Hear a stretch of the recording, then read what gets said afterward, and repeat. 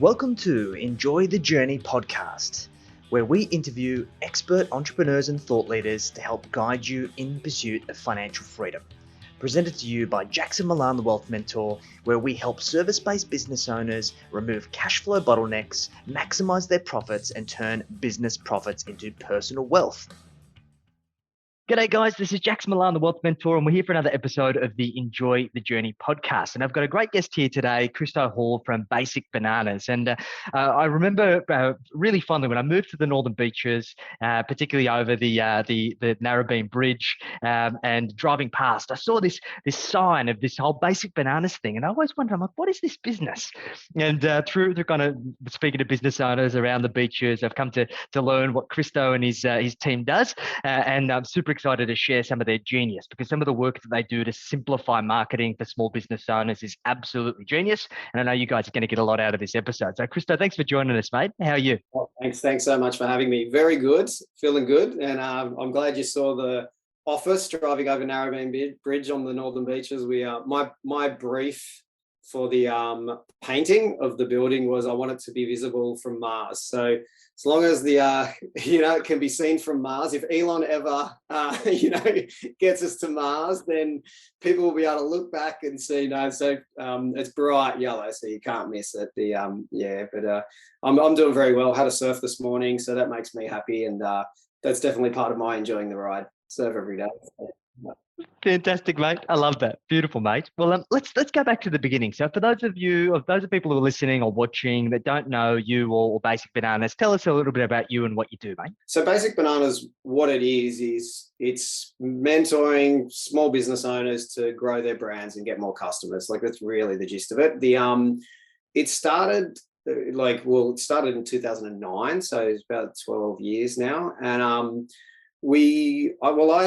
was kind of very lucky, I guess. My previous life, back in the day, I was a professional surfer. So I surfed and toured around the world and made a living from it. Didn't come away with bazillions or anything, but I made enough to travel around the world and be paid and be sponsored and all these things. And then I got into doing, basically a surfboard manufacturing business. We had a factory in Cromer on Sydney's Northern Beaches, a team of 5 guys, big space. And it was good, but I learned a lot of lessons through that business with just the overheads, the minimum orders of parts.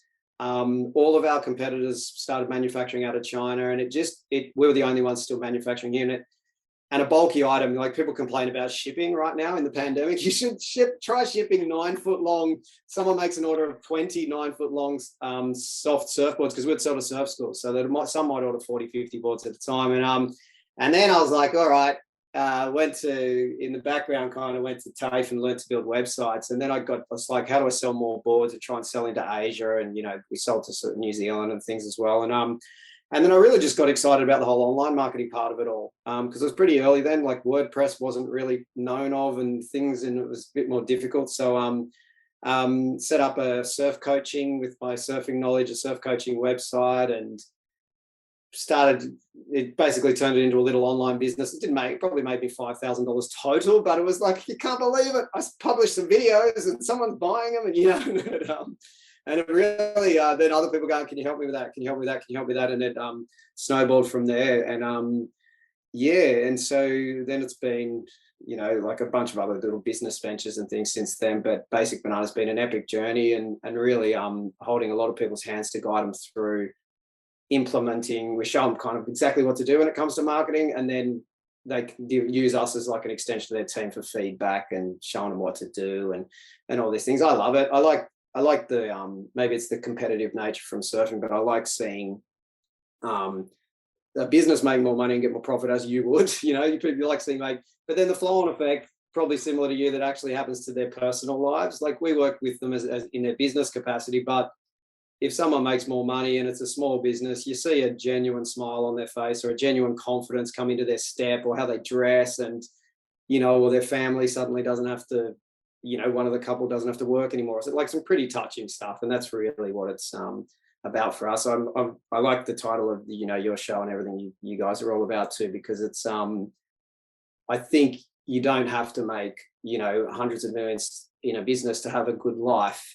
Some of the business owners we know that make 100 grand have a better life than the other guys we work with that make 10 million a year. It's like you can you got to set your boundaries, and obviously you want to hustle to get things to work and build up, and then it might pay off in the future. But I think we can always set our own boundaries at whatever level we're at. 100%, mate. I completely agree with this. And look, from what you've just explained, like I had a very similar journey. I think what's really interesting, right, is that we get into business, and I think most people getting into business, they're very ambitious. They're full, they're bright-eyed and bushy-tailed and excited about all of these great things that they're going to create. And I know getting into my first online business, it was an e-commerce business. I thought it was going to be easy. I thought it was going to be a breeze. I'm like, yeah, I'm going to launch this e-commerce website. I'm going to get listed on Google, and the orders are going to start coming through. Or for many other people, the phone's going to ring and customers are going to come in. But that's never the case, right? So you launch that business, and then it's typically crickets. Or maybe you get through the family and the friends and your network, and there always comes a point where you go, oh shit, what am I going to do to keep my roster full? So what was the tipping point for you, mate, in your surfboard building business where you realized the importance of mastering marketing? Yeah, that inconsistency of the peaks and troughs, the ups and downs. So that business was extremely seasonal, because summer we couldn't keep up, and winter we're scratching our heads looking at the rent coming around every week and trying to build stock to be prepared for summer, but we don't have money to build enough stock. It all run out at some point. So trying to get that consistency to build it to a point where then you can employ more people and so on, and seeing it with a lot of the businesses we work with, they kind of get to a point where like it's either something like they're surviving purely on referrals, and what we'll see with that is they tend to get to a point where there's a ceiling. Or even when they're successful, we might work with like a business that they've kind of run off referrals, but what it'll usually look like is they're successful to the extent they might even own their own home and things, but they're still on the tools. It's kind of like a bit of a giveaway. They're still doing the do. Like if it's an accountant, they're crunching numbers, consultant's still doing that the consultant face-to-face, or if it was a trade, they're still on the jobs, and they're actually, retail stores are still in the shop. And whereas that whole marketing thing can allow the flow of life to come in, and as more life comes in, more money comes in, it just opens so many options. Like you'd know, like it's, when you've got more money, you've got endless opportunity.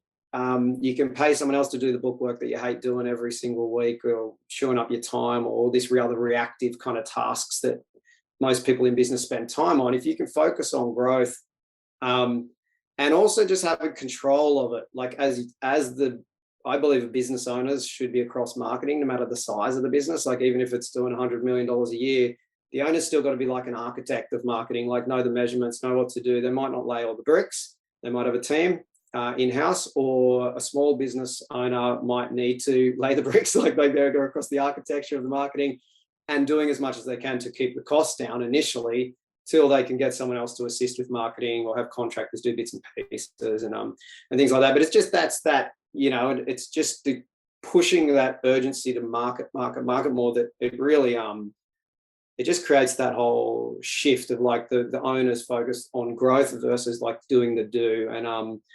And really, when you have that more, if you don't have money, the only thing you have is your time, and there's a ceiling on your time every single day. And if you let it go past, it's like you as the owner are the most valuable resource in the business to generate growth, and you've just wasted the most valuable resource on Facebook looking at someone's, or whatever. Or obviously you're allowed to stuff around. I like a bit of chilling out and stuffing around, whatever, and do what you want, but you got to have dedicated, focused time. And so I think that, just that for me was a big thing to see with that business as well, because I could actually remove myself from doing it the more it grew. I didn't have to actually pack the boards anymore or wrap the thing, I can get more team member in, and let's just keep focusing on growth. But that's really what we're doing day to day nowadays, with everyone we're working with. And yeah. And this is a big trap, mate, I think. And look, I fall into this myself, that when you're good at being a technician, all you want to do is do the doing, right? Because that's what pays the bills, or that's what you think pays the bills. And you're like, yeah, I'm going to rely on referrals and I'm not going to worry about that marketing stuff. And a big mistake that I made initially, and I see so many other business owners making, is they abdicate responsibility when it comes to their marketing. They're like, I have no idea about marketing. I'm just going to go hire an agency and throw thousands, in some cases, tens of thousands of dollars at them. And because they've sold me the dream. And more often than not, they deliver shit, right? And it's not to shitbag agencies. I think it's two ways. It's the fact that the business owner doesn't have the fundamental understanding to be the architect, and the agency is they serve their piece in the puzzle. And I think you hit the nail on the head. No one's going to market better than you can, because nobody knows your product or your service or your clients and customers and the way that you do things better than you do. So talk to me about some of these traps that you see that business owners always find themselves in when it comes to marketing pitfalls. Where do they get it wrong, mate? Yeah. I'll start with that one. You just were reinforcing there as well. Say something like going to an agency or because like you said, but like people are good at what they do usually. You get into business because you're good at something, or you see an opportunity, or you're educated or qualified, or whatever it is that led people to that business idea. And then the reality kicks in. You got to market it. It's whether it's some will, like, we kind of have these interesting times. Some will often come to us in the first sort of year because they realize they've run out of ideas. Sometimes it's around 4 or 5 years, and then it's a weird thing about 10 years in. I think they realize they're just spinning the wheels year after year and want to move things up. And what a common thing we'll see that relates to what you're touching on is like outsourcing to an agency, or even sometimes worse, outsourcing. It's like, I'll get my nephew to do it or my niece to do it because she's young, she understands technology.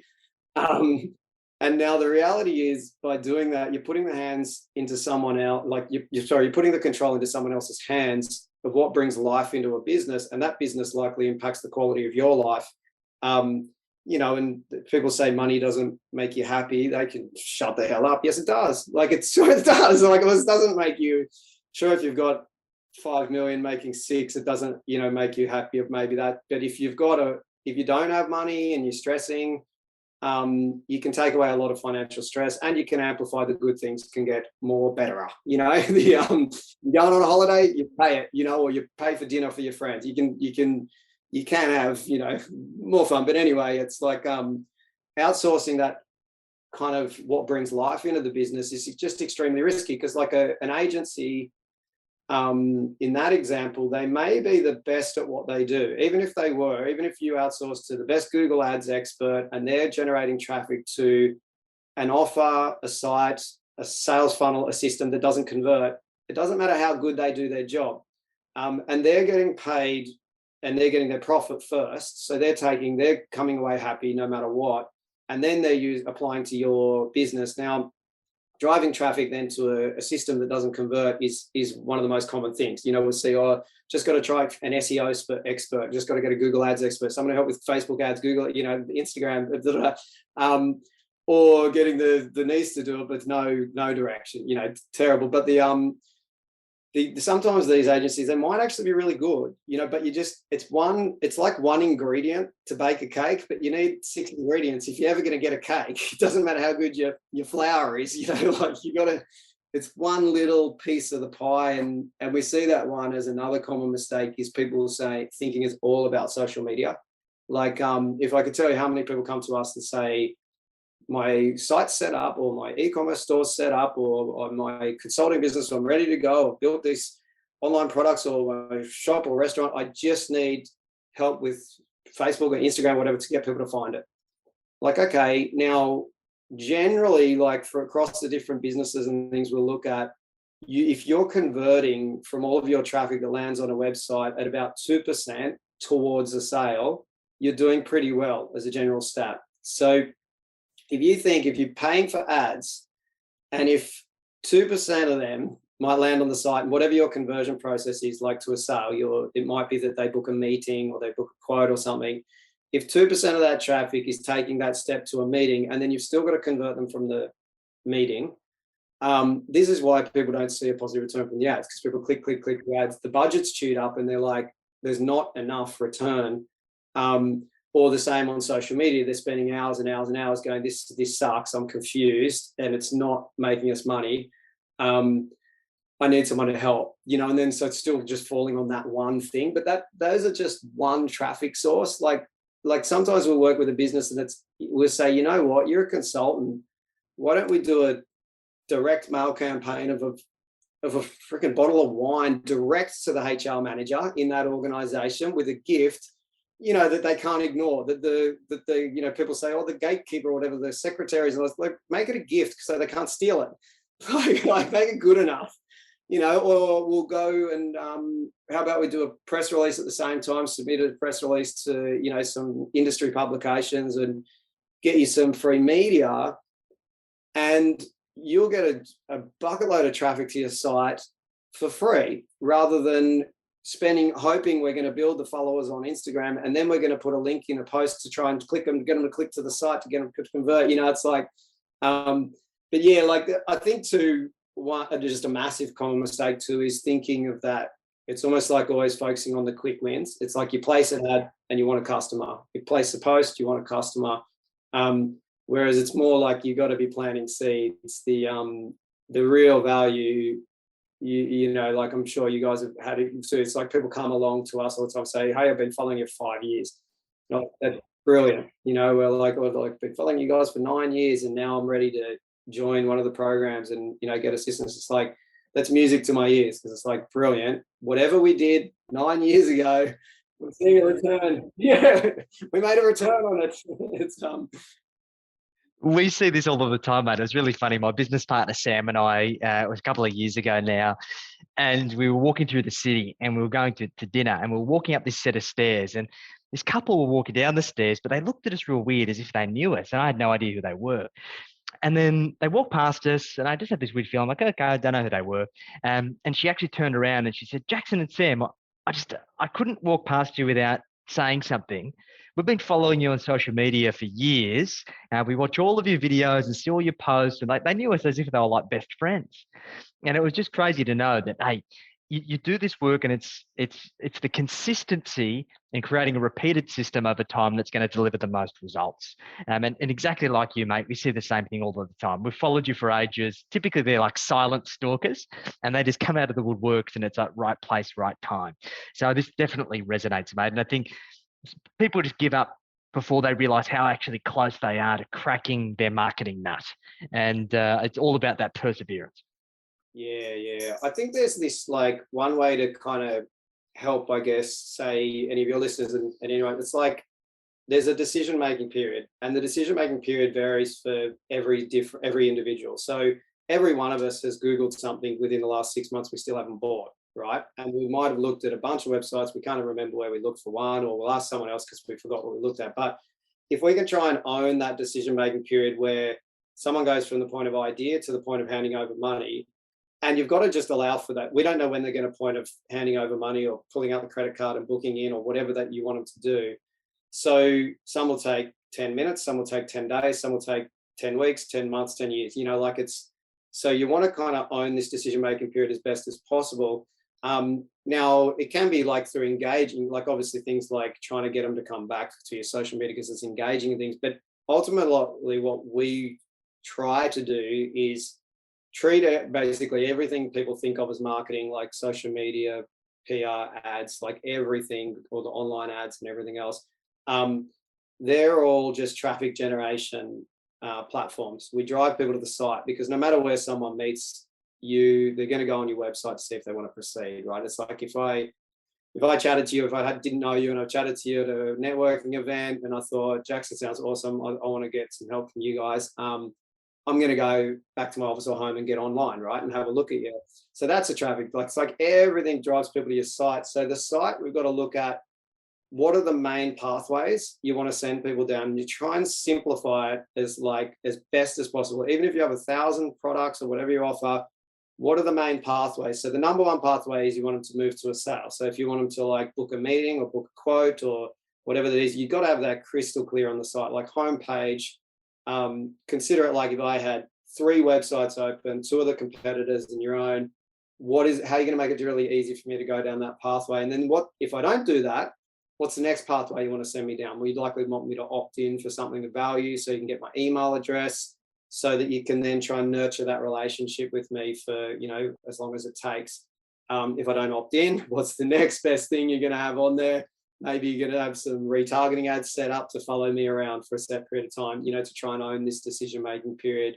And then you might look for, okay, third scenario is, do we have something of value? You know, like, is there other options like you know, articles and things like that to try and get them to come back? Like the importance of an opt-in, even on our homepage, just to illustrate that example. Obviously, we want people coming to, we have like an intro online workshop that's a, you know, free session for a couple of hours people can attend by registering on the site. So that's the first option, because it's an easy, low risk way for people to get to know us and they get some value.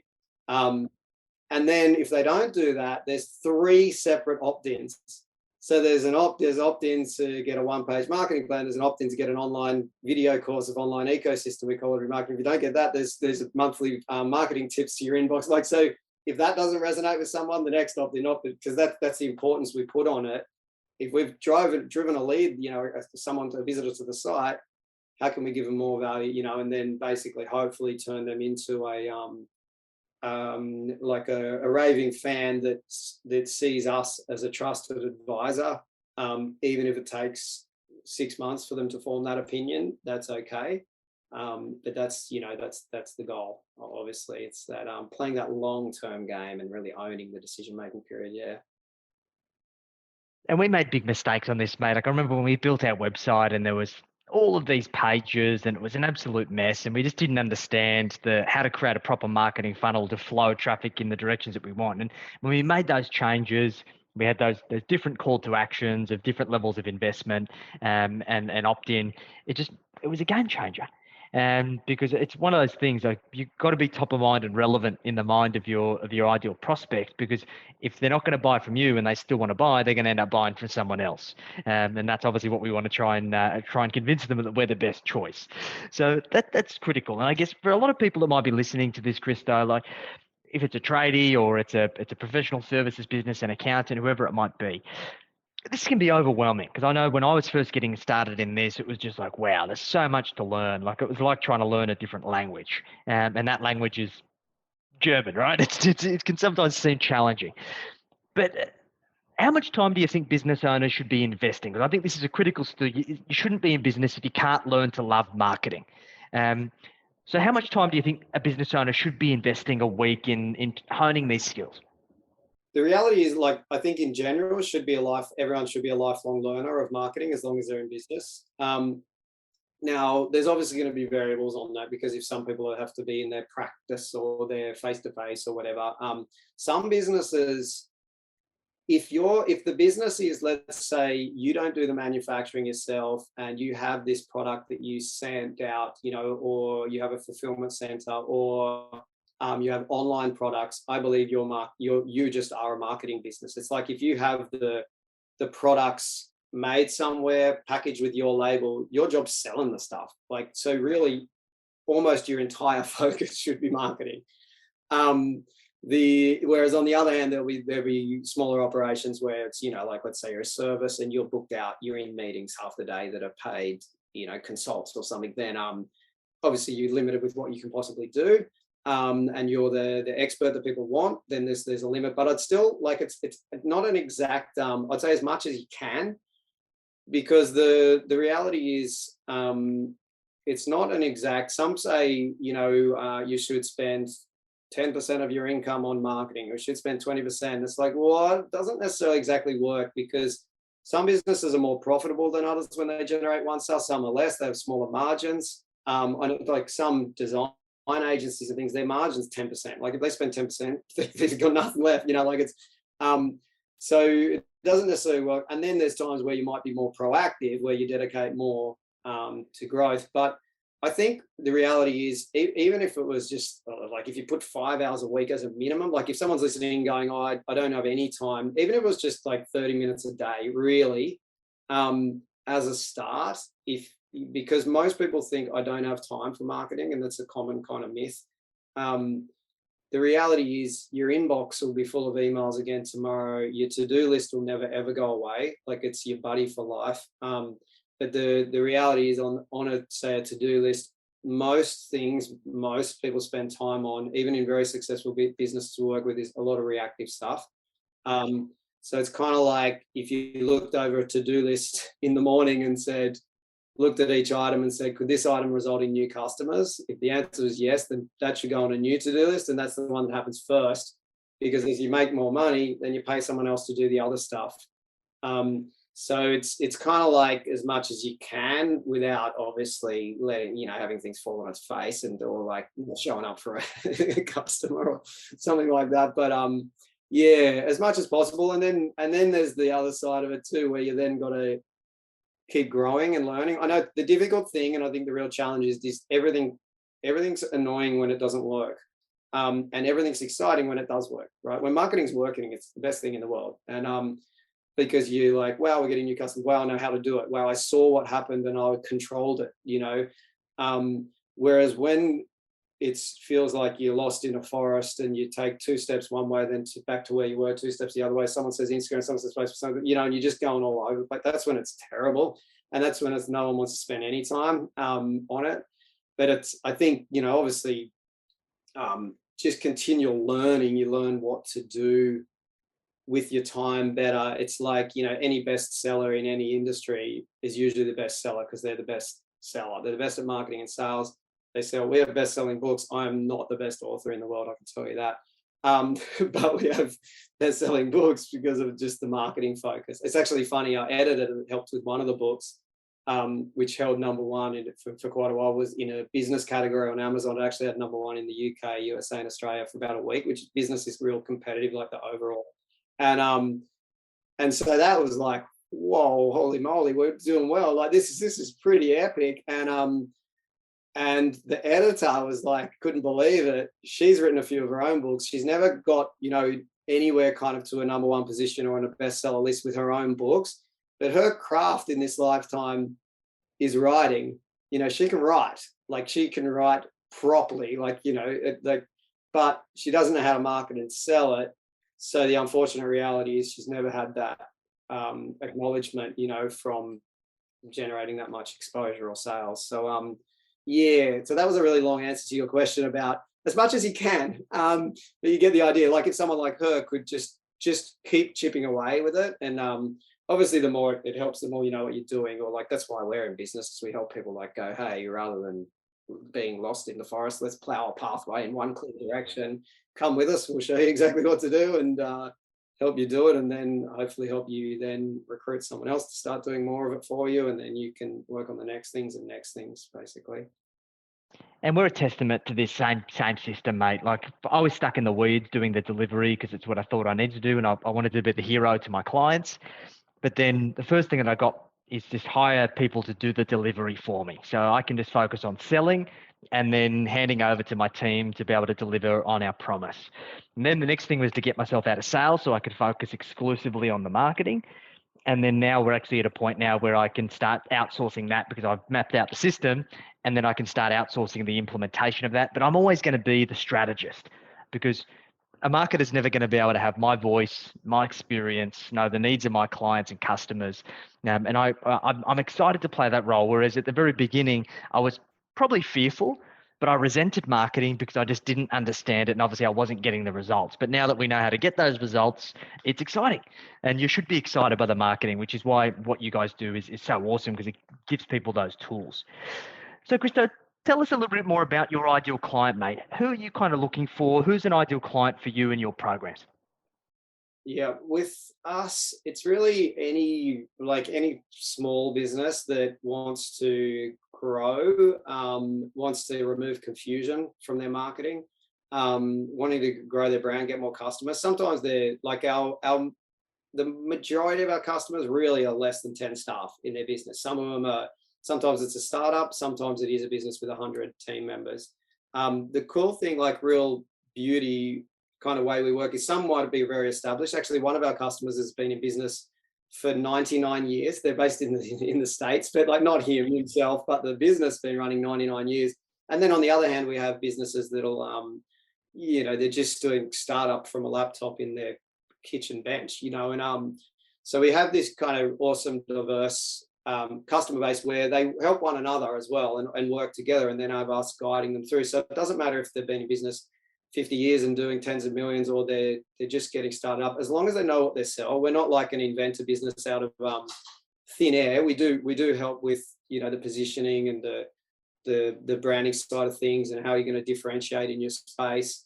And whether it's been a very established business, reviewing that and updating it, and getting clarity on that, because really most, you know, a lot of business owners, even very successful themselves, aren't really clear on what they want their brand to be known for.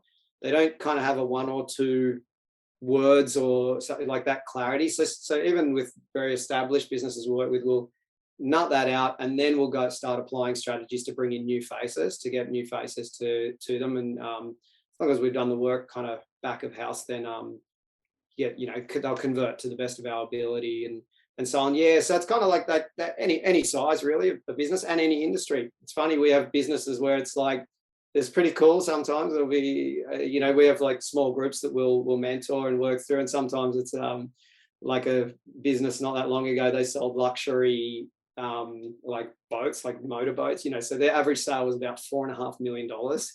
And then, you know, someone else in the group who's a physiotherapist working out of a shared practice, like doesn't have her own even full-time practice yet, she's in there on certain days. And so you got this real mix of and products and service and B2B, B2C, like it's all different styles of businesses, yeah, which keeps it exciting for us too.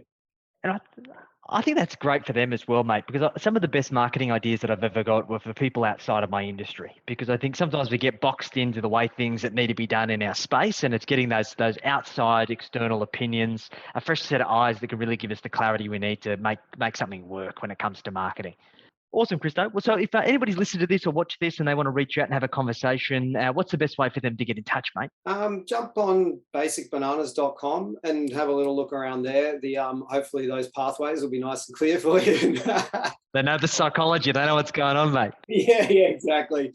I've said too much. No, it's all, the way we work is we give value and we help, and we try to help as many people to make a difference for them. And then people just come along and go, you know what, I want more. It's like there are people that come and work with us now that say, I attended one of your sessions, you know, 6 years ago, and it might have been a $27 session or a free session or something. They said they applied something, made a difference for my business. I just want to thank you, and now I'm ready to work with you in more depth. Like everything we do is kind of like just give value and let people, you know, check it out for themselves. But if you want a very clear way to check us out, jump on basicbananas.com and check the Marketing Blast-Off workshop. It used to be a paid event before the pandemic, and now that it's as an online and not face-to-face, we're running it for free still currently. So Marketing Blast-Off workshop, there's a couple of dates scheduled pretty much all the time with a few different time zones. They're totally live, and they're a 2-hour session, so you can ask questions. We cover off how to create a one-page marketing plan, how to do your kind of online ecosystem, how to map it out so you get real clarity on why, you know, how to make all of your marketing work better, basically, and and how to differentiate in your space. So that's it. The Marketing Blast-Off workshop's the one to check out. Beautiful. We'll include all the links to that in the show notes. And mate, this has been great. I think the idea here is that we keep it simple, keep it engaging, get excited about it, and get the support that you need to thrive. So, Christo, I appreciate you making the time, and looking forward to catching up again soon. And guys, if you enjoyed this episode and enjoyed the Journey podcast, make sure that you drop a follow, drop a like, share it, and make sure you reach out to Christo and the team if you want to have a deeper conversation. Thanks again, mate. We'll chat to you soon.